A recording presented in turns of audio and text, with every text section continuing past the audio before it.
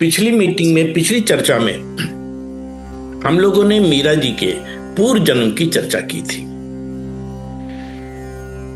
और उनके बालपन तक का विषय में बात की गई थी। आज उसके आगे की बात होगी।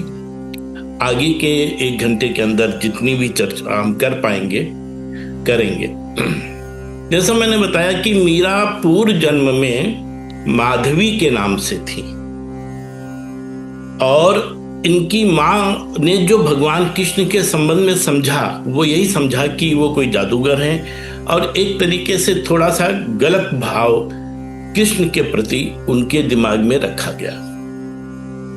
शादी के बाद जब वो लौटती हैं, अविचल गोप के जो पुत्र हैं सुंदर, उनके साथ उनकी शादी होती है। जब वो आती हैं तो कृष्ण जी से मुलाकात भी होती है, लेकिन वो उसी भाव में थी, ये समझ रही थी कि कृष्ण कोई जादूगर हैं, कोई मतलब बहुत अच्छे उसके नहीं है, तो इसलिए उन्होंने उनसे दूरी बनाए रखी। लेकिन गोवर्धन पर्वत का जो लीला हुई, जब गिरिराज जी को उन्होंने उठाया, उस समय इनको वो ज्ञान प्राप्त हुआ कि ये कृष्ण कौन है। तब उन्हें समझ में आया कि तो भगवान साक्षात भगवान है। उसके बाद से जो उनकी व्याकुलता और समर्पण हुआ, तो भगवान कृष्ण ने कहा कि इस जन्म में जो कुछ तुम्हें मिलना था मिल गया, अगले जन्म में तुम मेवाड़ में पैदा होगी और उसके बाद जो है तुम हमको प्राप्त होगी। मीरा को ये एक क्षण का भी वियोग बर्दाश्त नहीं था।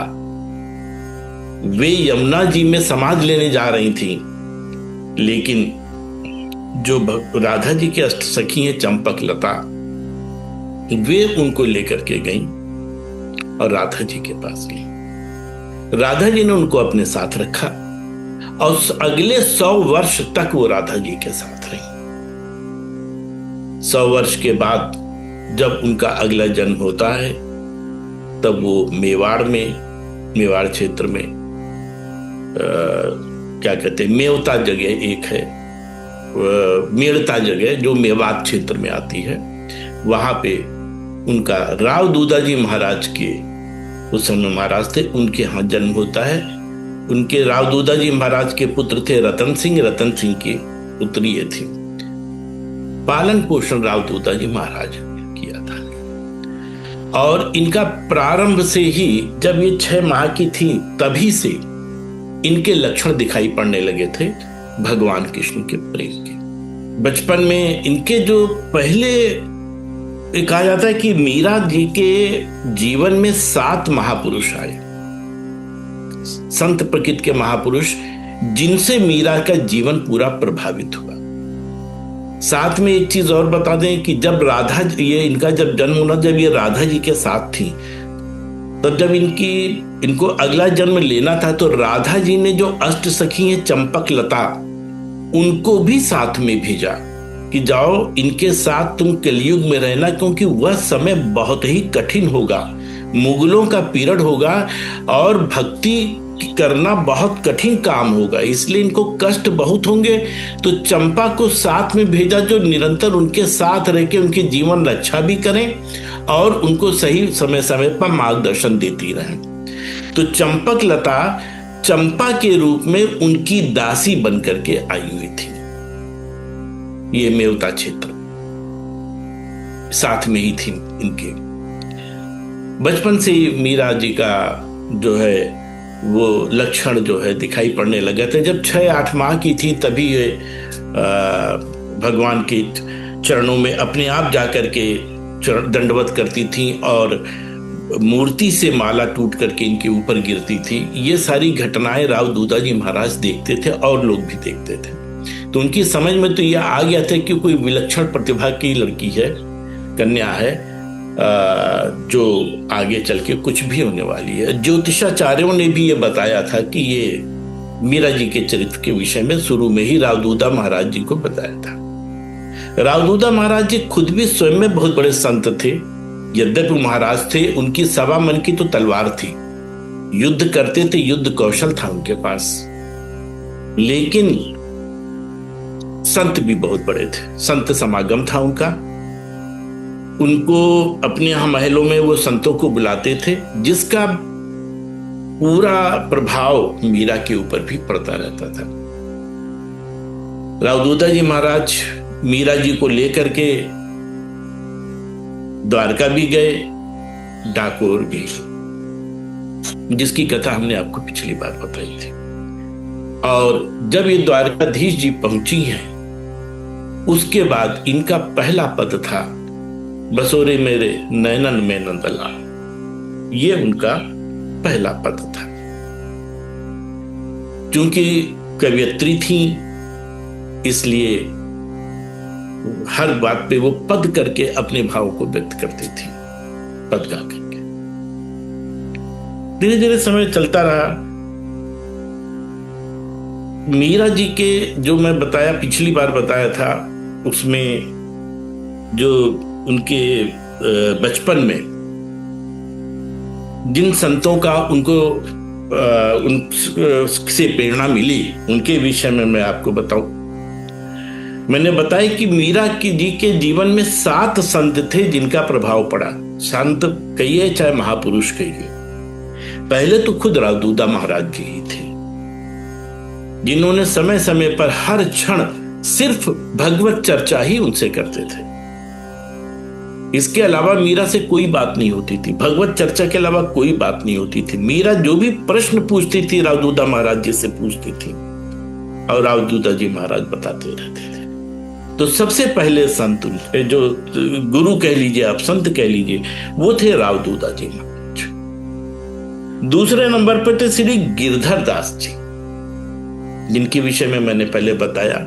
ये वृंदावन से आए हुए थे और इन्हीं के पास गिरधर गोपाल जी थे। जो विग्रह था वो इनके पास था। मीरा ने इनको देखा और देखते ही गिरधर गोपाल जी ने इनको देखा और कुछ ऐसा आकर्षण हुआ कि जिसकी कथा मैंने पिछली बार बताई थी कि आंखों आंखों में गिरधर गोपाल जी की और मीरा जी की बात हो गई। नेत्र चला दिए। जब ये पता चला गिरधर दास जी को, जो उनकी सेवा में थे, वृंदावन के संत थे, तो उन्होंने कहा मेरा पूरा जीवन निकल गया, आज तक मैंने इस चीज को नहीं देखा जो मीरा ने देख लिया। रात में सपना होता है, मीरा जिद करती कि नहीं, हमको ये गिरधर गोपाल जी चाहिए, तो तुम्हें खाना पीना छोड़ दूंगी। और उस समय मीरा की आयु मात्र 5 वर्ष की थी। तब जो है भगवान वो जिन्होंने जीवन भर उनकी सेवा की, वो तो रोने लगे कि मैं इनको कैसे दे सकता हूं। लेकिन रात में भगवान ने खुद प्रकट होकर के दर्शन दिया और गिरधर दास जी से कहा कि नहीं, मैं तो उसका ही हूं, उसको दो। तो दूसरे दिन भारी मन से गिरधर दास जी उस मूर्ति को मीरा को देके गए और मीरा को मूर्ति देने से पहले उन्होंने उपदेश दिया। वो उपदेश था अर्चा अवतार के समय। अर्चा अवतार यानी विग्रह अवतार। हम जो मूर्तियां देखते हैं, इसके अंदर जो भगवान का प्राकट्य होता है, ये मात्र मूर्तियां नहीं है कि आप इनको बस मेटल का समझ लें। आपके भाव के पे, अगर आपका भाव अच्छा है तो वहां पे भगवान का प्राकट्य है। और ये जो प्राकट्य है, ये अर्चा अवतार कहलाता है, जिसको हम विग्रह अवतार भी बोलते हैं। इसीलिए भगवान के अनंत अवतार माने जाते हैं। इसकी शिक्षा दी ये गिरधर दास जी ने। तीसरे आए थे निवृत्त नाथ जी। इन्होंने ये बचपन की, ये 4 साल से लेके ये जब 5 साल के थे तभी गिरधर दास जी आए। 6 वर्ष की जब मीरा थी तब निवृत्त नाथ जी आए और इन्होंने योगवत साधना जो है वो मीरा को बताई। जब वो बताने चले तो देखा कि मीरा की तो सारी कुंडलिनी स्वयं जागृत हैं, सारे चक्र जागृत हैं। वो तो 2 दिन के अंदर उन्होंने प्राणवायु को इस तरीके से किया कि पूरी मीरा छत में जाकर के लग गई और बड़ी मुश्किल से उनको नीचे उतारा गया और 2 दिन तक अचेत अवस्था में रही। पूरे हड़कंप मच गया परिवार में। लेकिन निवृत्तनाथ जी ने कहा नहीं, परेशान होने की बात। तो 2 दिन के अंदर मीरा ने उस सारे योगों को सीखा, सारी साधना कंप्लीट की। उसके बाद आए थे वृंदावन से जो चौथे संत थे, वो थे बाबा बिहारी जी। बाबा बिहारी जी ने मीरा को संगीत सिखाया था, मीरा को संगीत सिखाया था। ये थे चौथे महापुरुष। और 5वें गुरु पूर्णिमा के दिन संत रैदास जी यानी स्वामी रैदास जी, जो स्वामी रामानंदाचार्य जी के शिष्य थे, संत रैदास जी के बारे में तो आप सब लोग अच्छी तरह जानते ही हैं। अवसर मिला तो संत रैदास की जीवनी भी सुनने वाले हैं, इस पर भी चर्चा की थी, जिन्होंने अपनी कठौती में गंगा प्रकट की थी। और तभी से आए थे मन चंगा तो कठौती में गंगा, ये स्वामी रैदास जी का था। और वो कठौती क्या थी? वो कठौती वो थी जिसमें चमड़ा भीगता रहता था, उसमें ये स्वामी रैदास जी आए थे, जिन्होंने इनको दीक्षा दी। ये दीक्षा गुरु थे, यानी सदगुरु थे स्वामी रैदास जी। ये थे 5वें। स्वामी रैदास जी जब चले हैं तो चैतन्य महाप्रभु जी के द्वारा दी गई करताल, तानपुरा और माला, हाँ माला थी शायद, ये 3 चीजें मीरा को दे के गए।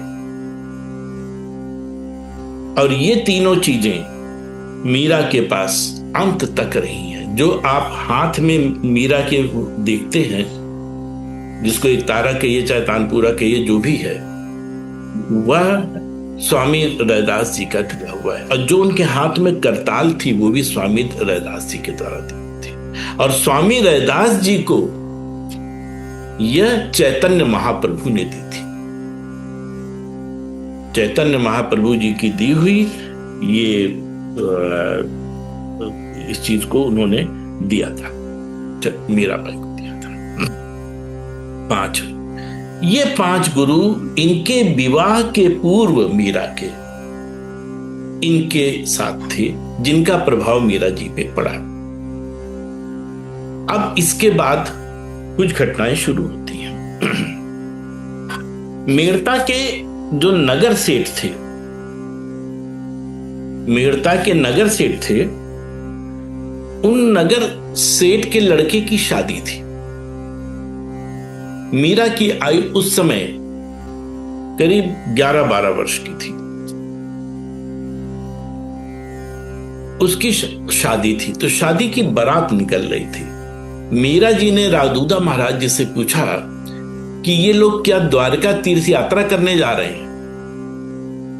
तो रावदूदा महाराज जी ने कहा नहीं, ये सब शादी में जा रहे हैं। कहीं किसकी शादी है? तो उन्होंने कहा नगर सेठ के लड़के की शादी है। कहीं इसमें दूल्हा कौन है? तो कहने नगर सेठ का लड़का है। बस ये घटना बड़ी सामान्य सी थी, जो एक जानकारी के लिए थी। 10 वर्ष की बच्ची ने पूछा था, लेकिन उस घटना ने मीरा को अंदर तक झकझोर दिया। और पिछले जन्म के जब मीरा जी गई थी वहां क्या कहते हैं कुरुक्षेत्र, खग्रास सूर्य ग्रहण के समय, उस समय जब उन्होंने रुक्मणी जी से मिले हैं सब लोग, तब मीरा के मन में ये इच्छा होती कि मुझे तो द्वारकाधीश की रानी बनना है। और भगवान कृष्ण ने कहा था कि नहीं जाओ, अगले जन्म के बाद तुम मिलोगे। वो भावना उनके हृदय में तब जागृत हो गई। ये वह समय था जब उन्होंने, वो स्वामी रैदास जी ने माला ही दी थी, जो माला रैदास जी की, तो भी मैं चेक करना चाह रहा था, तो वो माला उन्होंने दी थी। उसी समय से इनका भाव पैदा हुआ और जो सोया हुआ बीज था वो जागृत हो गया। अब इनके मन में जो गिरधर गोपाल थे वो पति के रूप में हो गए। बस अब उस ध्यान में आ गई कि मुझे तो द्वारकाधीश की पत्नी बनना है। और रावदूदा महाराज जी ने भी कहा कि तुम्हारा भी विवाह होगा। तब तक ये भाव जागृत हो चुका था। जब रावदूदा जी महाराज कहते हैं कि तुम्हारा विवाह होगा, तो कहने लगे क्या किसी स्त्री के एक से ज्यादा विवाह होते हैं? जो विवाह होगा। तो उन्होंने कहा कि क्यों इस बात को कह रही हो? उन्होंने कहा मेरे पति तो वो है। बहरहाल रावदूदा जी की समझ में नहीं आई बात, मामला टल गया। अब इसके बाद जो है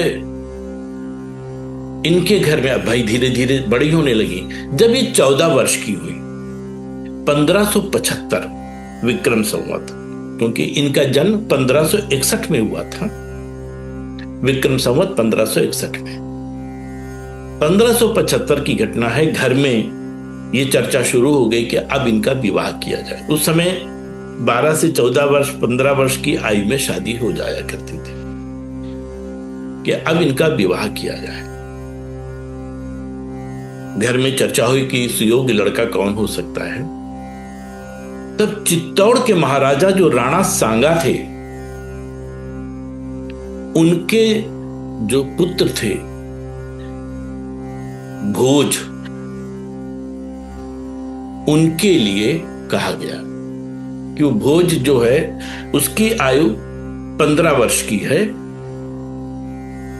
और वो जो भोज थे वो जो मीरा के ताऊ थे, क्या नाम था उनका, वीरमल जी था क्या था, जो भी थे, बहरहाल उनका जो ताऊ थे उनकी पत्नी के सगे भाई थे। उनकी पत्नी के सगे भाई थे, सॉरी, राणा सांगा उनके भाई थे। राणा सांगा इनकी पत्नी के सगे भाई थे। तो उन्होंने कहा मेरे लिए तो कोई दिक्कत नहीं, मैं जाकर के अपने भाई राणा सांगा से बात करती हूं। ये आए चित्तौड़, आई और उन्होंने कुछ बात करी। तो ये वो कि अच्छा ठीक है, भोज को हम भेज देते हैं, एक बार भोज जाके बात कर ले और समझ ले। भोज आए। भोज बाद में अपना समय निकाल के मेड़ता पहुंचते हैं और मेड़ता आकर के राजमहल में रहते हैं। मीरा को पता नहीं कि ये भोज क्यों आए हैं। भोज को भी बहुत हल्की सी जानकारी कि हाँ मेरी विवाह की बात यहां चल रही है। मीरा को देख करके भोज आकर्षित हुए, लेकिन वह आकर्षण भक्ति वाला था। वह आकर्षण भक्ति वाला था। वो मीरा की एक्टिविटीज देखने लगे। एक दिन मीरा, इसी बीच जो है उनकी मतलब जो ताई थी मीरा की, उन्होंने यानी कि भोज की बुआ, उन्होंने भोज से कहा कि मीरा का विवाह का तुम्हारा मतलब मामला चल रहा है, हम तुम्हारे लिए प्रस्ताव है कि मीरा के साथ शादी करो। तो भोज भी अंदर से बहुत खुश हुए। जिसके प्रति आकर्षण उसका भक्ति भाव ही ऐसा है, वो तो हमारे जीवन के लिए बहुत धन्य होगा। एक बार मीरा जो है मंदिर, वहीं पर उनका मंदिर था, मंदिर अपना भजन गाती हुई जा रही थी। भोज उनका पीछा की, मतलब पीछे साथ साथ वो भी चले। और मीरा के जो चचेरे भाई थे जयमल, वो भी साथ में थे। वहां गए, मीरा को नहीं पता कि पीछे क्या है। वहां गई मंदिर में, और मंदिर में जाने के बाद मीरा द्वारकाधीश वो मंदिर में सामने, और वो लगी विलाप करने कि तुम कहां हो,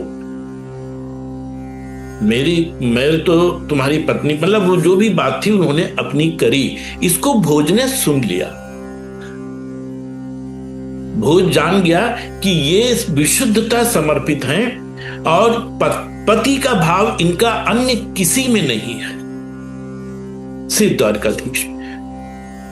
ये बात वो समझ गए, समझ के लौट आए। लौट के आने के बाद उसके बाद घर में फिर प्रस्ताव आगे बढ़ा, बातचीत शुरू हुई। जब बातचीत शुरू हुई तब राजा, वो जो भोज थे, उन्होंने कहा कि शादी करने में मुझे कोई दिक्कत नहीं है, पर मैं एक बार मीरा से मिलना चाहता हूं। इनकी भेंट कराई गई। मीरा ने साफ साफ कह दिया कि देखो, मैं तो कहीं और शादी कर ही नहीं सकती, मेरे तो गिरधर गोपाल, दूसरों न कोई। भोज ने समझाया। भोज ने कहा कि तुम इस तरीके से कब तक अपना जीवन जियो? मैं अगर शादी नहीं तुमसे करता हूं तो तुम्हारी किसी और राजकुमार से की जाएगी, तो उन्होंने कहा तब की तब देखी जाएगी। वहीं पर भोज ने प्रतिज्ञा की कि तुम मेरे साथ विवाह कर लो, ये विवाह सिर्फ एक आडंबर होगा। आज मैं इस बात की प्रतिज्ञा लेता हूं कि जीवन भर तुमको स्पर्श नहीं करूंगा, पहली प्रतिज्ञा। दूसरी, तुम आज से भक्ति में मेरी गुरु हो और मैं तुमको गुरु के भाव से देखूंगा। तुम मुझे शिष्य स्वीकार करो और मैं तुम्हारी सिर्फ सेवा में रहूंगा। मेरे लिए जीवन में इससे बड़ी उपलब्धि नहीं हो सकती कि इस तरह की भक्त मुझको मिले और जिसकी मैं जीवन सेवा करूं। मीरा एक बार असहज हुई, कहने की प्रतिज्ञा तो कभी भी टूट सकती है। उन्होंने कहा कि यह तो समय बताएगा, लेकिन मैं प्रतिज्ञा करता हूं। तो मीरा ने ना हाँ कहा ना कहा, रात में आके बहुत विक्षिप्त अवस्था में अपना लेट गई और सो गई। जब रात में हुई तब द्वारकाधीश जी ने उनको दर्शन दिया। अब द्वारकाधीश ने कहा कि नहीं, जो उसने प्रतिज्ञा करी वो आजीवन रखेगा और इससे श्रेष्ठ तुम्हारा इस जीवन का एक बाह्य शारीरिक पति नहीं है, इसलिए उसके साथ विवाह कर लो। तब विवाह की बात होती है, विवाह होता है। वैशाख शुक्ल तृतीया, जिसको अक्षय तीज बोलते हैं, इस दिन मीरा का विवाह था। यह बात है 1575 की।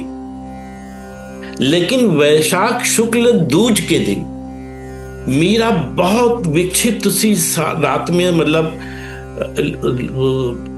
भगवान की स्तुति करते करते अचेत सी हो जाती है, प्रार्थना करते करते, और कहते कि कल मेरा विवाह है, ये क्या लीला है, हम तो सिर्फ तुम्हारे हैं, हम दूसरे से विवाह कैसे कर लें? तब द्वारकाधीश जी प्रकट होते हैं। ये बात है वैशाख शुक्ल द्वितीया की रात्रि में। द्वारकाधीश जी आते हैं, उनके साथ उनकी रानियां आती हैं, उनके सारे अनुचर आते हैं और वो मीरा जी को तैयार करते हैं। श्रृंगार होता है उनका, अच्छे अच्छे वस्त्र पहनाए जाते हैं और द्वारकाधीश जी के साथ गठजोड़ होता है। गठजोड़ करके द्वारकाधीश जी के साथ विवाह किया जाता है।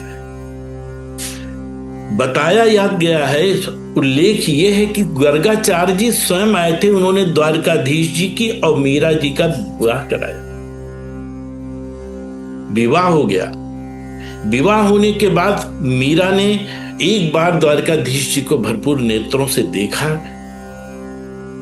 देखने के बाद जब वो उनके चरण छूने चली तो बस द्वारकाधीश जी गए, सारा सीन गायब हो गया।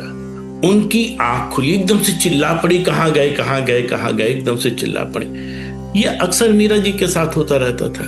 दासियों ने समझा कि ऐसे ही कुछ होगा, लेकिन आई और जब देखा उन्होंने तो देख के सारी दासियां हतप्रभ थीं कि वो दुल्हन के श्रृंगार वेश में है, साधारण वस्त्रों में नहीं थी और बड़े दिव्य वस्त्र थे। वो कहीं तो साधारण वस्त्रों में लेटी थी, ये कहां से सारे दिव्य वस्त्र आ गए? चंपा को पता था, क्योंकि चंपा तो चंपकलता थी, अष्ट सखी थी। उन्होंने दासियों को अपने तरीके से समझाया। उनके चुनरी पड़ी हुई थी, उस चुनरी में गठजोड़ था, और गठजोड़ में पीतांबर, यानी कि एक प्रकार से विवाह हो गया। पूरे घर को यह बता दिया गया। राव दूधा महाराज भी आ गए, सब लोग। राव दूधा जी की तब तक डेथ हो चुकी थी। सब लोग आए, परिवार के लोग आए, इनके बड़े ताऊजी भी आए, सब आए। सबने कहा भाई, मीरा ने कहा मेरा तो विवाह हो गया। पूरा परिवार जो था वो नतमस्तक था। उसने कहा कि ये किसी परिवार के लिए सौभाग्य की बात है कि उसका दामाद सीधे द्वारकाधीश हो। और ये बात तब तक जो है ये हुआ कि अब शादी क्या वो हटा दिया जाए, कैसे किया जाए। लेकिन कहा कि नहीं, भोज आएंगे। मीरा ने कहा कि नहीं, उनको आने दो, क्योंकि मीरा की वो भोज की बात हो चुकी थी। भोज को बता दिया गया, अब वो उसी वस्त्रों श्रृंगार में रही, उन्होंने अपने श्रृंगार नहीं चेंज किया। उसके बाद विवाह शुरू होता है राजा ये भोज का और मीरा का। लेकिन वहां पे प्रतिज्ञा, जब पानी ग्रहण का समय आया तो हाथ के ऊपर हाथ रखना था। अब भोज खड़े हो गए, उन्होंने कहा मैं तो हाथ को स्पर्श नहीं करूंगा। ब्राह्मण कह रहा है हाथ के नीचे हाथ रखो। मीरा ने, अब भोज ने, दोनों ने भगवान से प्रार्थना करी। उसी समय गिरधर गोपाल जी का हाथ बीच में गया, ऊपर मीरा का हाथ, नीचे गिरधर गोपाल जी का, और उसके नीचे द्वारकाधीश जी का, वो भोज का हाथ। इस प्रकार से पाणी ग्रहण होता है। पाणी ग्रहण होने के बाद ये चित्तौड़ चली जाती। इनकी 4 दासियां थीं। एक थी मिथिला, जो उनकी धाय मां थी। एक थी चंपा, जो चंपकलता थी, राधा जी के अष्ट सखियों में थी, राधा जी ने खुद भेजा था। तीसरी थी चमेली, और चौथी थी केसर। ये 4 नाम की दासियां थीं। जब मीरा जी चित्तौड़ जाती हैं तो साथ में ये 4 दासियां भी जाती हैं। वहां पे राजा भोज ने, जो भी उनका महल था, उस महल में जो बिस्तर था, उस बिस्तर में सिर्फ गिरधर गोपाल जी लेटते थे। भोज अलग लेटते थे जमीन पर बिछा करके, मीरा जमीन पर बिछा के अलग लेटते, इस तरीके से। और भोज उनकी लगातार सेवा करते थे, उनकी सारी इच्छाओं को पूरा करते थे। उन्होंने कहा कि हमें संत समागम चाहिए, तो एक महल के अंदर, राजमहल के अंदर संतों की नहीं थी, प्रवेश नहीं था, लेकिन इन्होंने करवाया। मीरा का एक मंदिर बनवाया कि तुम्हें बाहर जाने की जरूरत नहीं है। आज भी मैं तो सौभाग्यशाली हूं कि मैं चित्तौड़ में, मैंने वो चित्तौड़ का किला देखा है, जहां पे मीरा जी का मंदिर भी है। मीरा जी का महल, चूंकि अतिश्या चित्तौड़ की ही है, उसकी ससुराल चित्तौड़ की है, तो इसलिए हमको ये सारी चीजें देखने को भी मिल गई थी। तो ये मीरा जी का, उन्होंने जो भी इच्छाएं थी मीरा की, वो सारी राजा भोज ने पूरी करी। समय चलता रहा, बहुत अच्छा समय चल रहा था, कहीं कोई दिक्कत नहीं थी।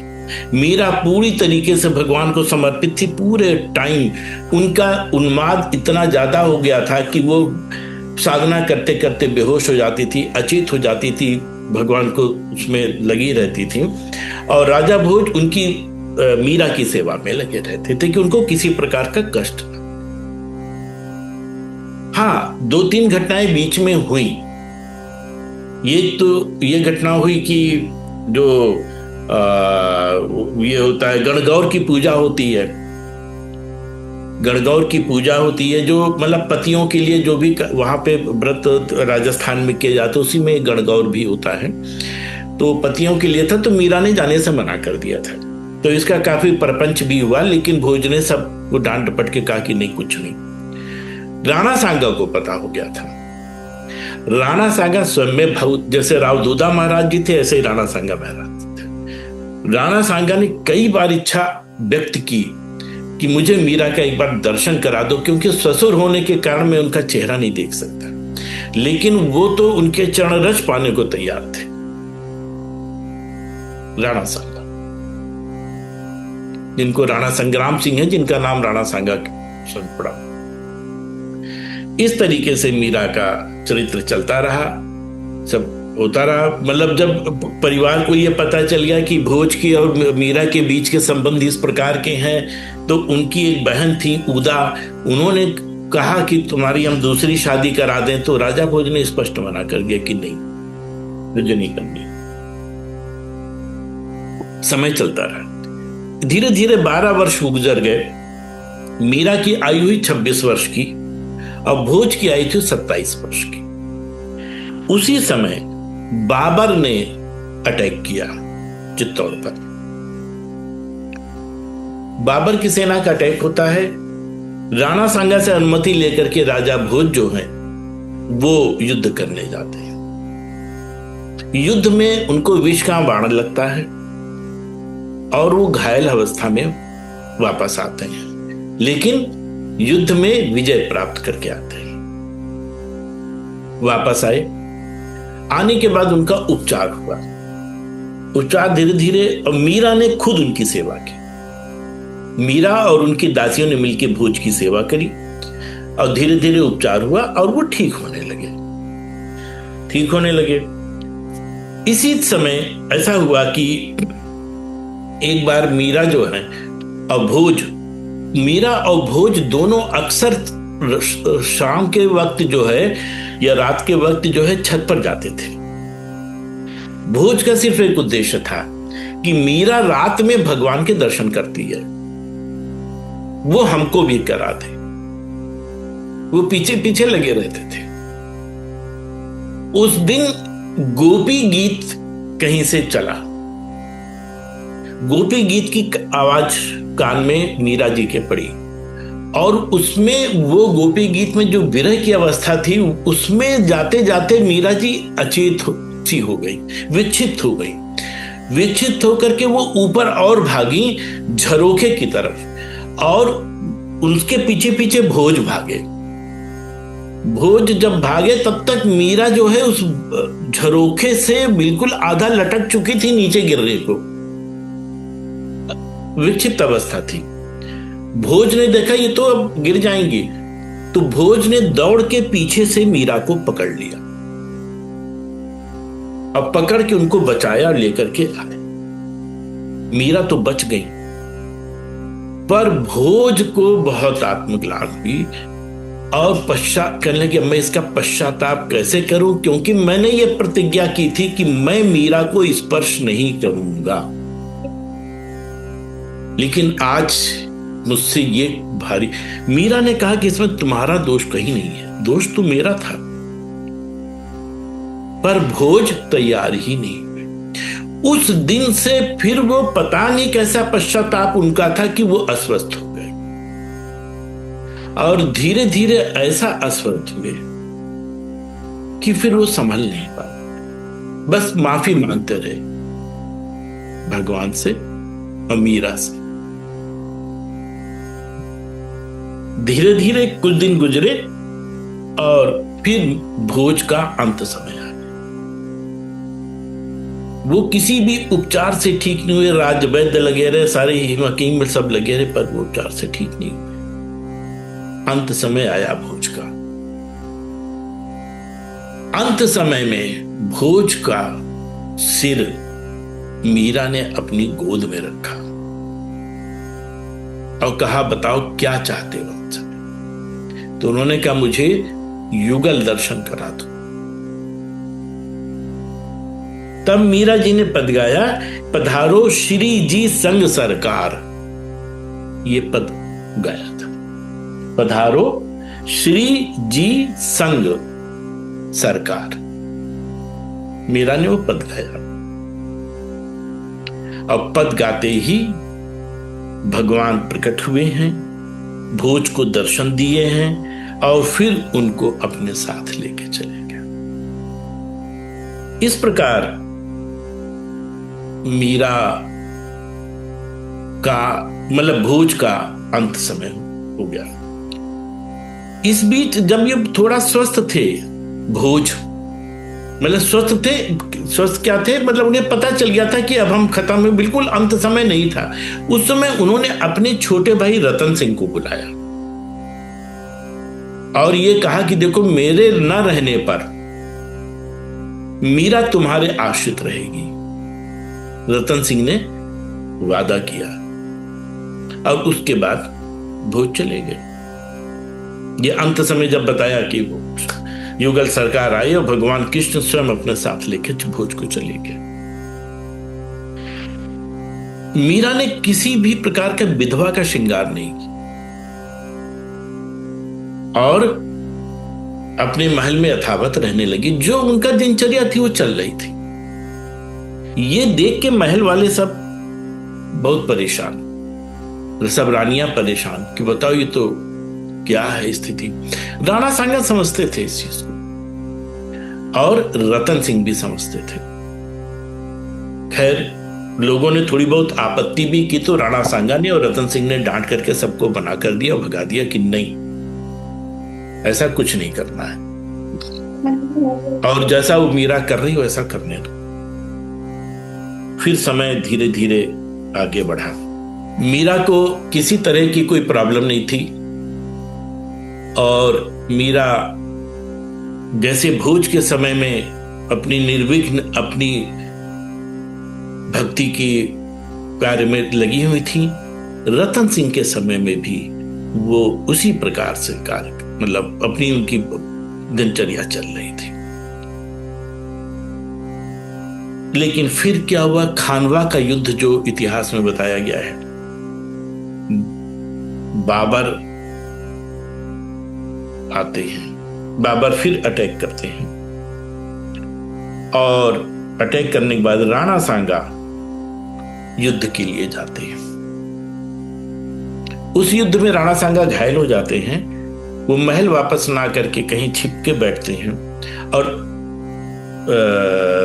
क्या कहते हैं, लेकिन उनके गद्दारों ने, ये इतिहास की बात है उस पर हम डिटेल में नहीं जाना चाहते, ना इतनी इतिहास की हमें जानकारी है, लेकिन जो मोटी मोटी वो यही है कि राणा सांगा जब घायल हो गए तो उन्हीं के लोगों ने, उन मुगलों से मिल करके उन्हीं के लोगों ने उनको जहर दे दिया था राणा सांगा को। अन्यथा राणा सांगा कोई मार नहीं सकता था। राणा सांगा का देहांत हो गया। जब राणा सांगा की मृत्यु हो गई तो उसके पश्चात रतन सिंह को राजा बना दिया गया। रतन सिंह जब राजा बन गए तो भी मीरा सुरक्षित आश्रय में थी, कहीं कोई समस्या नहीं थी। लेकिन उनकी सौतेली मां थी हांडी रानी, जिनका पुत्र था विक्रम, राणा विक्रम, जिसकी चर्चा होती है। उसकी सौतेली मां जो थी, और ये लोग बहुत दुष्ट प्रकृति के थे, इन लोगों को बर्दाश्त नहीं हुआ कि रतन सिंह राजा है, तो उन्होंने विष देकर के रतन सिंह को खत्म कर दिया और राणा विक्रम जो थे वो राजा बन गए। अब जब राणा विक्रम, ये बात है संवत 1588 यानी 61 में इनकी पैदाइश, 27 वर्ष की मीरा हो गई थी। 27 वर्ष की मीरा। विक्रम की बहन का नाम ही उदा था। अब मीरा जो थी वो तो उनकी दिनचर्या उसी प्रकार चल रही थी। विक्रम को ये सब पसंद नहीं था कि राजमहल के अंदर संत आए, राजमहल के अंदर ये भजन कीर्तन हो, मीरा का इस प्रकार का चरित्र हो। न हांडी रानी को पसंद था और न विक्रम को। अब चूंकि किसी प्रकार का कोई अंकुश नहीं था ऊपर, इसलिए अब हांडी रानी और विक्रम का सारा राज्य चल पड़ा। एक हांडी रानी, दूसरी विक्रम, तीसरी जो कहा जाता है कि जो बड़ी दुष्चरित्र थी, ये थी उदा। इसकी शादी हो चुकी थी पर ये पति को छोड़ के आकर के रह रही थी। उदा तीनों लोगों ने मिलकर अब मीरा के विरुद्ध षड्यंत्र शुरू कर दिया। यहां से मीरा की प्रताड़ना शुरू होती। जो जानकारी उपलब्ध है, जैसा कि नाभा गोस्वामी जी ने बताया है, उसके हिसाब से 8 तरह के प्रयास किए गए मीरा को मारने के। 8 प्रकार के प्रयास, और हर प्रयास निष्फल हुआ। मीरा जी का जीवन चरित्र बड़ा अनोखा है, बहुत ही अद्भुत है। ऐसा जीवन चरित्र जल्दी मिलता नहीं है। मीरा चरित्र को सुनने के लिए मीरा की चित्तवृत्त में अपना चित्तवृत्त जोड़ना पड़ेगा। जब आप उसको जोड़ोगे तब आप उस भाव में मीरा के उस कैरेक्टर को समझ पाओगे, अन्यथा मीरा के चरित्र को समझना ही मुश्किल है। मीरा की चरित्र को सुनना एक प्रकार से भक्ति की बड़ी विशिष्ट साधना है। यह आसान नहीं है, क्योंकि इतने कठिन समय में मीरा ने वो किया जो कि साधारण वैसे भी लोग नहीं कर सकते, अच्छे अच्छे संतों के लिए मुश्किल है। यहां से सुनिए क्लाइमेक्स पूरा, किस प्रकार मीरा इन प्रताड़ना को झेलती है। अब पहली जो उनका हुआ, आपस में बात होती है हांडी रानी की, उदा की और विक्रम की, राणा विक्रम की। जो भी अगली प्लानिंग बनती, इन तीनों की आपस में मिलकर बनती। उन्होंने पहले तो विक्रम ने कहा कि इसमें क्या है, जाके उसको निकाल देते हैं या मार देते हैं मीरा को। तो हांडी रानी ने मना किया, कहे नहीं, इससे बड़ी बदनामी होगी, प्रजा में विद्रोह हो जाएगा। कहीं तो फिर क्या करें? तो कहने लगे कि इनके जो गिरधर गोपाल जी है ना, उसमें इसके प्राण बसते हैं। अगर उसको मारना है तो इनकी गिरधर गोपाल की मूर्ति चोरी करवा दो। तो ये एक उपाय समझ में आया। तो उन्होंने कहा इसको कैसे कराया जाए। उन्होंने कहा जैसे भी होगा इसको कराते हैं। खैर पूरा षड्यंत्र रचा गया और ये कहा गया कि इस मूर्ति को ले जा करके एक जंगल में गड्ढा खोद के उसके अंदर डाल देना और बंद कर देना। तो जो लोगों ने चुराया उन लोगों ने यही किया। सुबह सो के जब मीरा उठती हैं तो देखती मूर्ति गायब है। सारी सखियां एकदम से, दासियां जो थी वो चिल्ला पड़ी कि अरे गिरधर जी गए, गिरधर जी कहां गए, गिरधर जी कहां गए। तो मीरा कहने लगी कि नहीं नहीं, कहीं नहीं गए हैं, वो एक भक्त पे कुछ मुसीबत आ गई है, इसलिए गिरधर जी उसी का मुसीबत छुड़ाने गए। चिंता नहीं करो, अभी थोड़ी देर में आ रहे हैं। पर दासियां बेचैन। वहां तो बड़ी खुशी की बात थी कि अरे तो गई अब वो, अब ये तो 2-4 दिन में अपने आप ही मर जाएगी। इसकी जो स्थिति है वो ऐसी नहीं है कि ये बगैर उनके जीवित रह सके। ये पूरा पूरा सबको आभास था। तो मीरा जी ने एक पद गाया कि प्यारे दर्शन दीजो आज। मीरा जी ने पद गाया, गाती नहीं। थोड़ी देर बाद देखते क्या है कि वो मूर्ति आकर के वहां स्थापित हो गई। तो मीरा ने अपना अभिषेक वगैरह किया। कह लगे देखो मैं कह रही थी ना किसी भक्त पे मुसीबत आ गई थी इसलिए गए हुए थे, आ गए देखो। अब जब विक्रम को पता चला ये तो मूर्ति आ गई, तो जो चुरा के ले गए थे उनकी तोड़ाई हुई कि तुम लोग हमसे झूठ बोले हो, मूर्ति तो वहां ऑलरेडी है, ऐसा कैसे हो सकता है। विक्रम कभी भी इनके भक्ति के भाव को समझ ही नहीं पाया। वो जो भी घटनाएं होती थी उसको वो नहीं समझ पाता था कि इसके पीछे का राज क्या है, इसको भी वो नहीं समझ पाया। खैर अब ये घटना खत्म हो गई। उसके बाद फिर तीनों ने बैठ के मंत्रणा की। अब ये दूसरी था प्रयास कि अब क्या किया जाए। तो एक समीप जंगल में नरभक्षी सिंह आया हुआ था, शेर। उसका आदेश राजा ने किया था कि उसको पकड़ लिया जाए, वो नरभक्षी था, उसको पकड़ा जाए। तो उसको पकड़ने का प्रयास हुआ था और पकड़ लिया गया था। तो हांडी रानी ने कहा कि इसमें तो बहुत अच्छा है, उसको जब ले करके इधर जाएंगे कहीं, मतलब जहां ले जाना होगा उसको, तो बीच में रानी का महल पड़ेगा, वहां पे धीरे से दरवाजा खोल दो, वो सीधा जाएगा और सबको निपटा देगा, उसके बाद फिर पकड़ लेंगे उसको।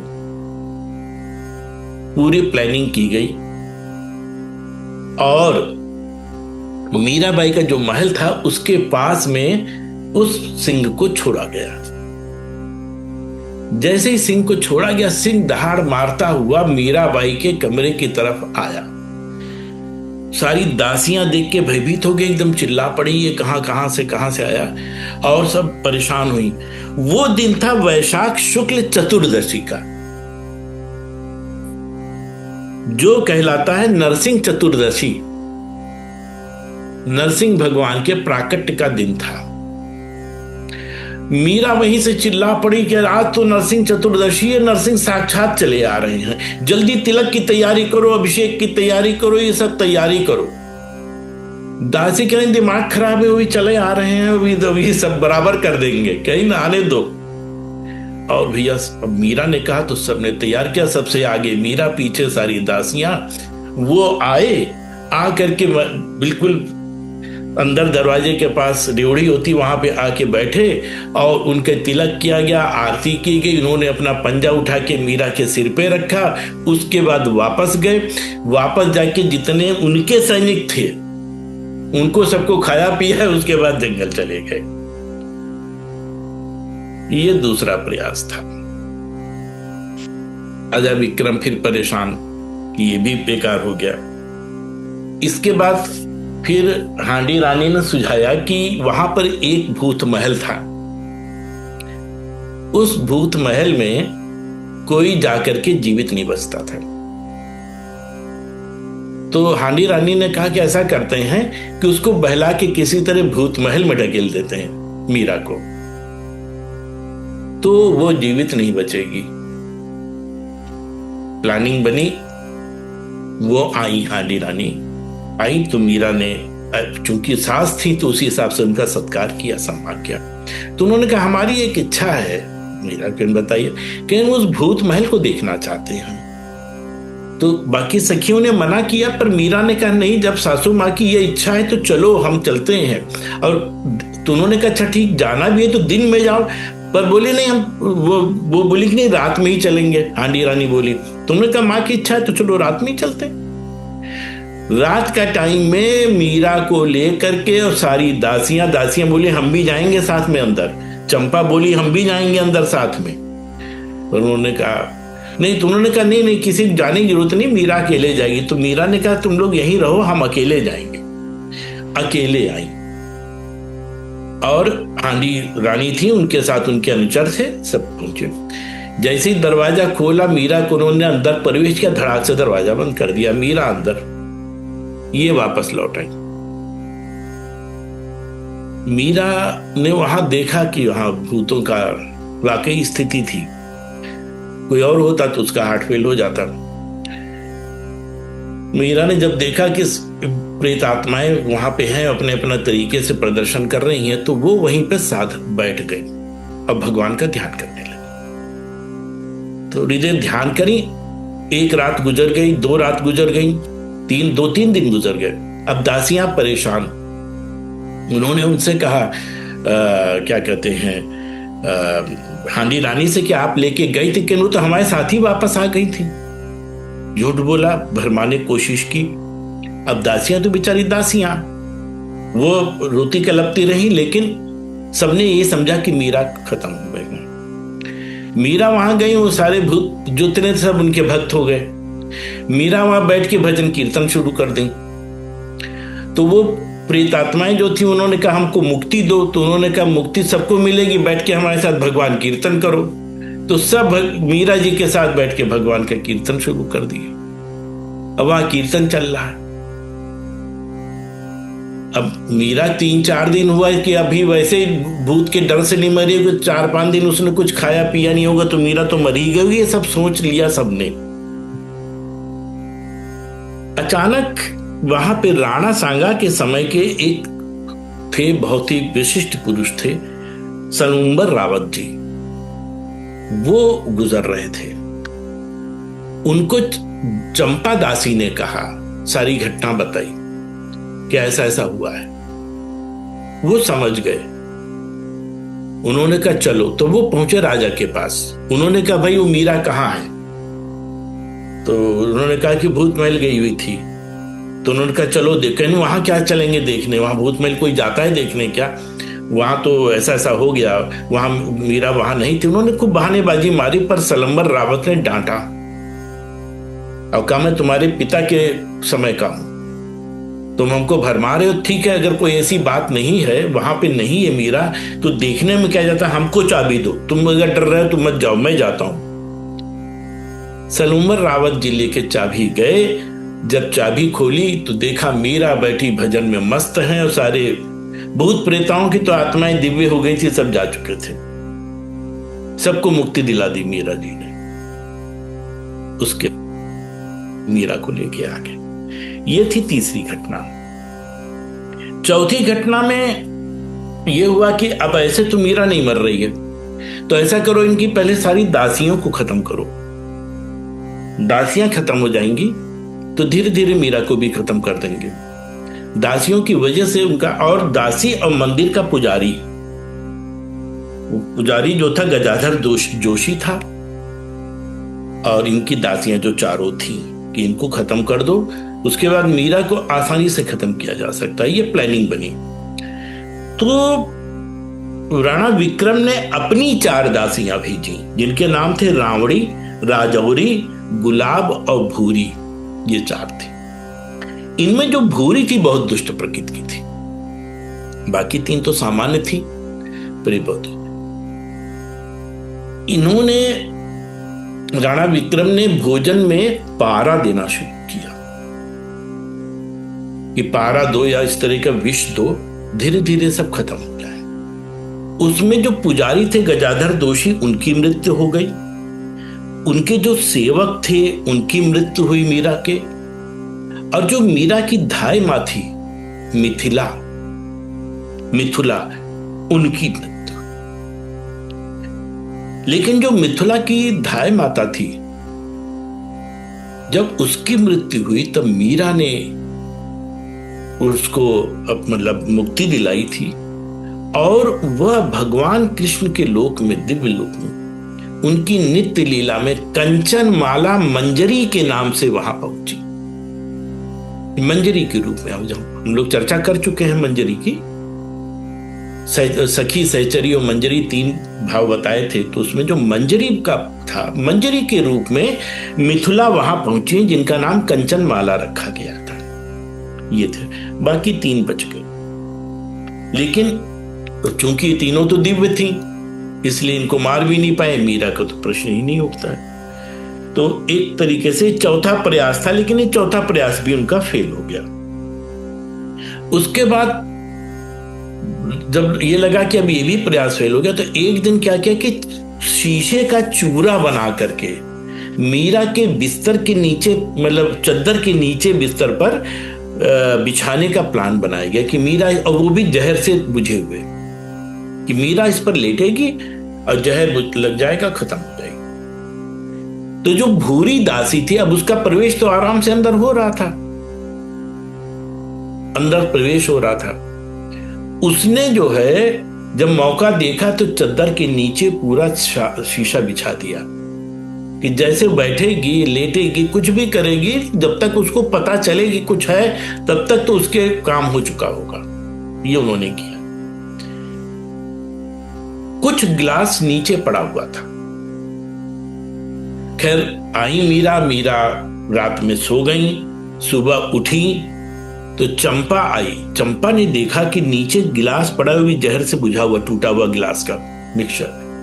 तो घबरा गए। उन्होंने कहा कि देखो तुम्हारे इसे चद्दर के नीचे कुछ होगा, क्योंकि उन लोगों ने किया है ये। तो मीरा बोली चद्दर के नीचे? आज तो चद्दर इतना मुलायम था, बहुत अच्छा था, तुम लोगों ने क्या बिछाया था नीचे? तो कहने कि नहीं, हम तो जो रोज करते हैं कि हटाओ चद्दर। जब चद्दर हटाए गए तो वहां फूलों की पंखुड़ियां थी। ये देखा गया। ये प्रयास भी इनका फेल हुआ। जब ये भी नहीं हो पाया तब राजा विक्रम ने एक नया उपाय सोचा कि अब जो आप लोग पढ़ते हो कि कोलाहल विष मीरा को दिया गया। अलाहल विष, हलाहल विष मीरा को दिया गया। राजवैद्य थे, उन्होंने उनसे कहा गया कि जो बिल्कुल तीव्रता से तीव्रतम विष हो वो बना के दो। तो राजवैद्य ने जो मतलब जहरीले सांप होते हैं, मतलब जो नाक टाइप के, उनसे वो विष को इकट्ठा किया। क्योंकि उस समय कैदियों को जो मृत्यु दंड दिया जाता था उसकी एक प्रक्रिया ये भी थी हलाहल विष देने की। राजवैद्य ने यही समझा कि ये शायद कैदियों के लिए किया जा रहा है, तो उन्होंने विष बना के दिया। जब विष दे दिया तब वहां पे जो पुजारी थे, क्योंकि मीर अंदर लेके जाता कौन उसको, तो दयाराम पांडा एक पुजारी थे। पांडा से कहा गया कि तुम जाकर के बिल दे करके आओ, ये विष दे करके आओ। तो उन्होंने कहा हम क्या कहेंगे इसको? तो उन्होंने कहा नहीं जा। वो पहले तो घबराए कि हम क्या करें, कैसे जाएं। तो उन्होंने देखा कि इसके अंदर तो अजीब नीले रंग का कुछ है भरा हुआ। वो घबरा गए। उन्होंने कहा ये है क्या चीज, पहले तो हमें ये बताओ। तो विक्रम ने डांटा तुमको इससे क्या मतलब है, क्या है ये, जाओ मीरा को दे के आओ। और मीरा को ही सीधे देना और किसी को नहीं देना है। तो उसने कहा कि पहले हमको बताओ, नहीं तो मैं नहीं जाऊंगा। तो उन्होंने कहा कि बता दो कि जगन्नाथपुरी से कोई आए, उसमें चरणामृत है ये, और जाकर के दो, तब वो ले लेगी। अब बेचारे दयाराम पांडे समझ तो गए कि इसमें कुछ गड़बड़ झाला है, लेकिन बेचारे आए, नहीं जान पाए कि क्या है ये। हाथ पैर कांप रहे थे, मीरा जी के पास आए और कहने लगे बेटा ये महाराजा ने भिजवाया है, ये जगन्नाथपुरी से कोई चरणामृत लेकर के आया है। मीरा ने कहा अरे वाह, चरणामृत लाओ। अब चंपा और सखियां समझ गई। उन्होंने कहा नहीं नहीं, ये मत पीना, ये तो कुछ नीले रंग का है, चरणामृत नीले रंग का नहीं होता। उन्होंने क्या बात करते हो, द्वारकाधीश हमारे नीले रंग के हैं, गिरधर हमारे नीले रंग के, तो चरणामृत नीला क्यों नहीं होगा? ये नीला चरणामृत है। उन्होंने लिया चरणामृत तो पूरा पी डाला, यही कुछ नहीं। दयाराम पांडे फिर वो, उन्होंने कहा ये प्याला लेते जाओ, प्याला लेकर के वापस चली। अब मीरा को जब कुछ नहीं हुआ, उसमें थोड़ा सा चरणामृत पड़ा रह गया था, चरणामृत का विष पड़ा रह गया था। राजा जी के पास पहुंचा, राणा के पास। राणा ने कहा क्या हुआ? कहीं कुछ नहीं हुआ। तो वो ये समझ रहे थे कि कोई तांत्रिक है, ये तांत्रिक पूजा करती है और तांत्रिक की वजह से सब बचती जाती है, इसलिए। लेकिन अब विष में भी बच गई, ये तो बड़ी खराब स्थिति है। तो उन्होंने कहा कि निश्चित रूप से इस राजवैद्य को कुछ आभास हो गया है, तो राजवैद्य ने हमारे साथ धोखा किया और बजाय जहर देने के उसने कुछ और बना के दे दिया, जिससे कोई नुकसान नहीं होना। तो राजवैद्य बुलाए गए। राजवैद्य सब पूरा क्लास लेके उन्होंने कहा नहीं साहब, हम हलाहल विष बना के लाए हैं। लेकिन राणा विक्रम तैयार नहीं, बोले मैं तुम्हारा गला काट दूंगा, तुम सही सही बताओ। उसने कहा नहीं, मैं नाक का में लेकर के आया, ये किया वो किया। उन्होंने कहा क्या विष ही था ये? कहना हाँ। कहीं अच्छा इसमें है? कहना 2-4 बूंद है, किन पी के दिखाओ। अब राजवैद्य कांपने लगा, कहीं महाराज ये विष है, कहीं पियो नहीं तो मैं तुम्हारा गर्दन काट रहा हूं, लेकिन तलवार आट गया। राजवैद्य ने कहा अब तो मृत्यु निश्चित है। उन्होंने कहा चलो मीरा जी के जूठा प्रसाद है, अंत समय में कम से कम ये प्रसाद ही सही। और ये सोच करके उसने विष पी लिया। सिर्फ 2 या 3 बूंद था और पीते ही अचेत हुआ और तुरंत उसकी मृत्यु हो गई, उस राजवैद्य की। अब जब राजवैद्य की मृत्यु हुई तो राजा ने कहा कि जाओ, अपने संदेश भिजवाया परिवार को कि जाके आ जाएं, राजवैद्य की अचानक मृत्यु हो गई है, ले जाएं शव। लेकिन परिवार को तो पता चल गया कि आखिर बात क्या थी। अब परिवार रोता कलपता लेकर के जा रहा था। तब तक इनकी एक दासी थी केसर, वो मीरा जी के पास मतलब थी साथ में। जब मिथिला की वो हो गई तो एक दासी केसर और आई। हाँ, केसर पहले से थी, ठीक, हाँ केसर थी जो दासी, जो हमने बताया 4, मिथिला, चंपा, चमेली और केसर। जो केसर दासी थी वो वहां से गुजरी, उसने देखा ये सब, तो वो परिवार के पास गई। अब वो उसके दाह संस्कार की तैयारी कर रहे थे। उन्होंने कहा, कहाँ जा रहे हो तुम लोग?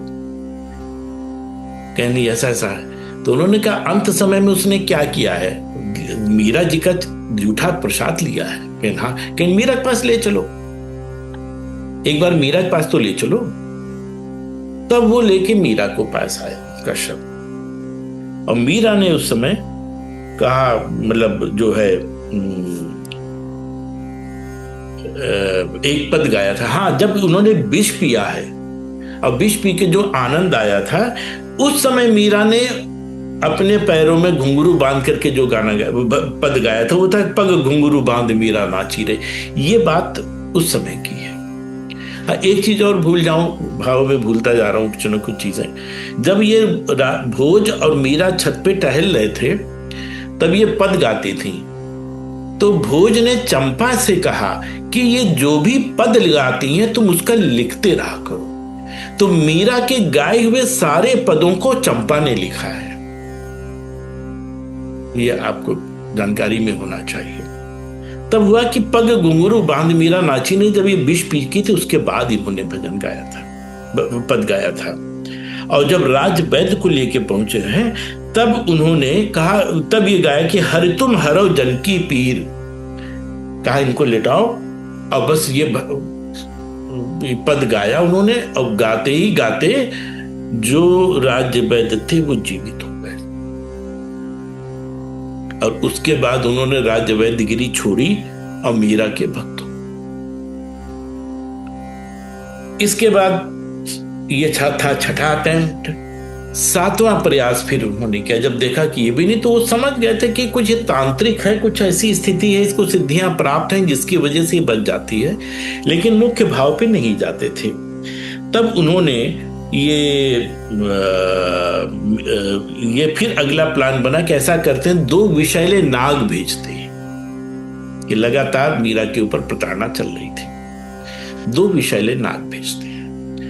तब 2 विषैले नाग मंगाए। एक टोकरी के अंदर 2 नागों को रखा और एक सेवक को भेजा गया और यह कहा गया कि इसको सिर्फ मीरा को देना है। तो क्या बताएंगे? तो कहना कि कह देना कि गंडक नदी से कोई वो क्या कहते हैं, शालिग्राम आए हैं, कोई लाया है, ये शालिग्राम इस टोकरी में है, ये ले लो। वो बेचारा लेके चला गया। तो चंपा ने उसको देखा हल्का सा नीचे से, क्योंकि चंपा के हाथ में तो दिया नहीं गया था, लेकिन चंपा को आभास हुआ। उन्होंने कहा तो बहुत भारी है, शालिग्राम इतना भारी नहीं होता। उन्होंने कहा नहीं, ये शालिग्राम है।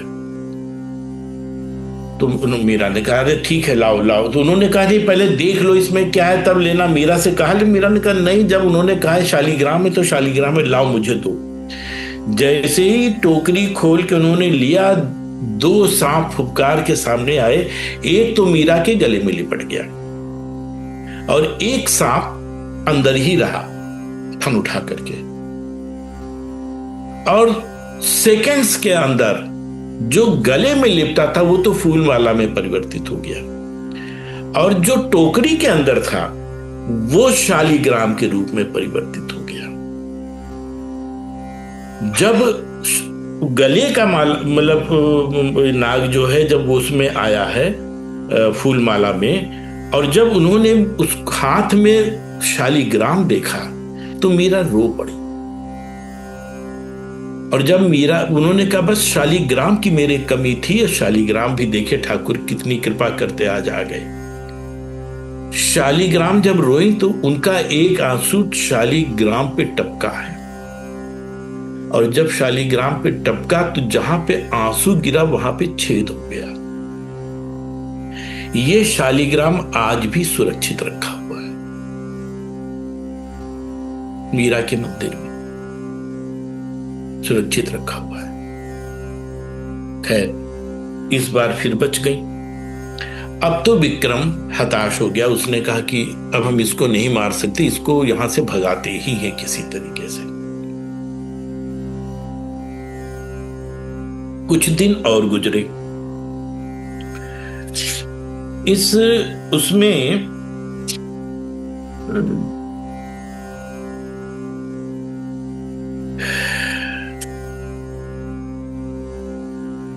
होता क्या था कि रात में यह आखिरी प्रयास था अब जो मैं बताने जा रहा हूं इनका, राणा विक्रम का।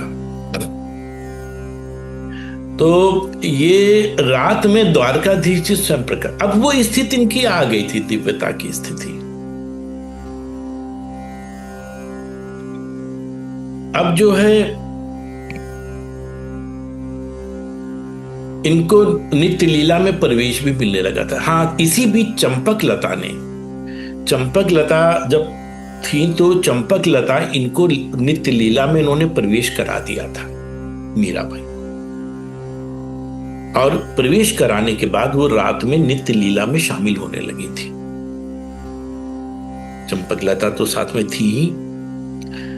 ये काम चंपक लता ने इस बीच कर दिया था। उस नित्य लीला का प्रभाव यह हुआ कि रात में द्वारकाधीश जी आते थे, आ करके मीरा जी के साथ चौसर खेलते थे। एक दिन भूरी जो दासी थी राणा विक्रम की, वो पास से गुजर रही थी तो उसने देखा, अब ये प्रभु की लीला, कि मीरा के कक्ष से एक पुरुष की आवाज आ रही है। उसने ध्यान से सुना कि तो पुरुष की आवाज, दौड़ के गई और रात में जगाया उसने विक्रम को और कहा कि इस समय से अच्छा मौका कोई हो ही नहीं सकता है, ये तो बड़ी कुलक्षणी है, इसके यहां तो रात में पुरुष आते हैं। तो उसने कहा अगर ऐसी बात है तो चलो अभी, और उसने नंगी तलवार ले करके आया। जब देखा तो उसने कहा बताओ कहाँ है? उसने कहा कहीं ऐसा कुछ नहीं है। तो उन्होंने कहा नहीं है, बोरी करी नहीं, मैं अपनी आंख से कान से सुनी हूं। तो पूरी तलाशी ली गई, कहीं कुछ नहीं। लेकिन उसने ये समझा कि इसने कहीं छिपाया है और तलवार ले, पहले तो उसने केश पकड़े मीरा के, और केश पकड़ के घसीटता रहा। सारी दासियां चिल्लाती नहीं, पर वो केश पकड़ के घसीट रहा था। और घसीटने के बाद जब मीरा जमीन पर लेट गई, मतलब तिरछी अवस्था में जैसे ऊपर लटका के लेटा जाता है, उसने तलवार निकाली और गर्दन पे 2-3 बार मारी। लेकिन जितनी बार गर्दन पे मारी, वो गर्दन पार करके दूसरी साइड में जैसे लगे कि हवा में तलवार चल रही है। झल्ला गया, छोड़ के मीरा को चला गया। लेकिन इतना करने के बाद सारी दासियां ये कहने लगी कि अब छोड़ दो, अब मेवाड़ छोड़ दो, मेवाड़ छोड़ देना उचित है। यह हमारी दिनचर्या को बहुत बाधित कर रहे हैं। मीरा भी बहुत दुखी रहने लगी थी। तो चंपा ने कहा कि बाईसी आप ये छोड़ो, मेवाड़ छोड़ के कहीं कहाँ चले? कहीं कि मेड़ता चलो। तो उन्होंने कहा देखो, जब शादी हो जाती है, भले शारीरिक हुई हो, उसके बाद ससुराल नहीं जाए, वो मायका नहीं जाया जाता है, या हम कोई संत हमको राय दे दे। इस पे चर्चा चली। इत्तेफाक था 2-4 दिन बाद चित्रकूट से कुछ संत आए हुए थे। मीरा भाग के वहां पहुंची। उन्होंने तुलसीदास जी का नाम सुना हुआ था। मीरा ने जाके पूरी बात बताई। कहने कि तुलसीदास जी कहा है? उन्होंने कहा फलाने। कहने हम तुलसीदास जी से को एक पत्र भेज रहे हैं, उसका जवाब चाहते हैं। तो उन्होंने कहा ठीक है, आप दीजिए, हम उनको पहुंचाते हैं। मीरा जी ने अपनी सारी व्यथा लिखी उस पत्र में, पद के माध्यम से, और तुलसीदास जी को भेजा। यह पत्र भी अभी सुरक्षित रखा हुआ है, क्योंकि भी ज्यादा वर्ष नहीं हुए, 500 वर्ष हुए। वो पत्र भेजा तुलसीदास जी को। तुलसीदास जी को जब पता चला कि मीरा ने पत्र भेजा है, पहले तो उसको अपने माथे पे लगाया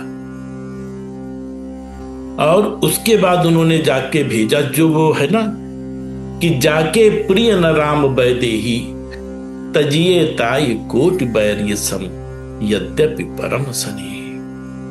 और करके कईयों के उदाहरण दिए, प्रहलाद के दिए, भरत के दिए, सबके उदाहरण देते हुए उन्होंने पूरा पद लिखा और मीरा को इसका जवाब भेज दिया। मीरा को समझ में आ गया कि हाँ, अब हमको मेवाड़ छोड़ देना चाहिए। फिर मीरा जी ने अपनी जाने की तैयारी शुरू करी और तैयारी शुरू करके गई। सबसे उन्होंने विदा मांगी, राणा विक्रम के पास भी गई, हांडी रानी के पास भी गई, उदा के पास भी गई। सबने ऊपरी मन से कहा, रे क्यों जा रही हो, क्यों जा रही हो, पर सबकी अंदर से खुशी थी कि गई। इसके बाद ये चली आई। उस समय मेड़ता में जो जयमल थे इनके भाई, उनका वे राजा थे, उन्होंने इनको बुलाया और अपने यहां रखा।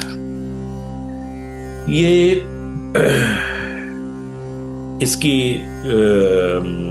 ये चलती, ये बात है 1591 की, यानी उस समय 30 वर्ष की थी।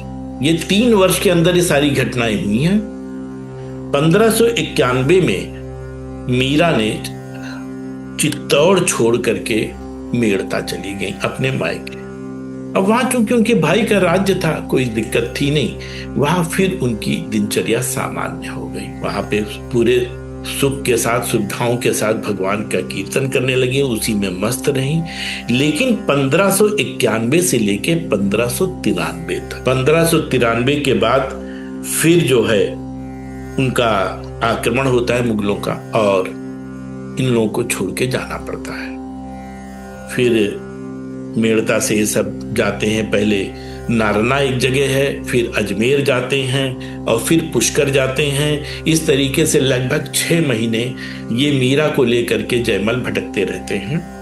लेकिन लास्ट में द्वारकाधीश जी इनको बताते हैं, तब सपने में देते हैं और नाराज होते हैं कि तुम दुनिया भर में घूम रही हो, तुमको अभी तक वृंदावन ध्यान में नहीं आया। तब मीरा जी वृंदावन के लिए चलती हैं। ये भी बहुत ही रोमांचकारी घटनाएं हैं सारी आगे की, जिनको अब मैं अगली मीटिंग में रखूंगा। अगली मीटिंग में किस प्रकार से ये वृंदावन पहुंचती हैं, फिर वृंदावन से कैसे द्वारका जाती हैं, द्वारका से फिर कैसे भेंट द्वारका जाती हैं और किस तरीके से द्वारकाधीश जी के विग्रह में समाती हैं, ये चर्चा हम लोग अगली मीटिंग में करेंगे। हाँ, लेकिन एक बात और भी यहाँ पे उल्लेखनीय है कि जिस क्षण मीरा ने चित्तौड़ को छोड़ा, उसी क्षण से चित्तौड़ पे आक्रमण शुरू हो गए और ये हांडी रानी इन सबको जौहर व्रत लेना पड़ा था। 13,000 31,000 32,000 के आसपास तो राजपूत मारे गए, 13,000 वो मारे गए और वो चित्तौड़ पूरी शापित हो गई थी, जिसकी चर्चा हम लोग बाद में करेंगे। बहुत ज्यादा चर्चा, मतलब वो शापित हुई है वहां जाए। एक भक्त का जो हृदय दुखाया गया है, उसका क्या परिणाम हुआ है, ये चित्तौड़ के उदाहरण से स्पष्ट होता है। महाराणा प्रताप उसी खानदान के थे। इन सब पे चर्चा हम लोग अगली बार करेंगे। तो आज खाली यहाँ तक हम अपने को सीमित रखते हैं और अपनी वाणी को विराम देते हैं।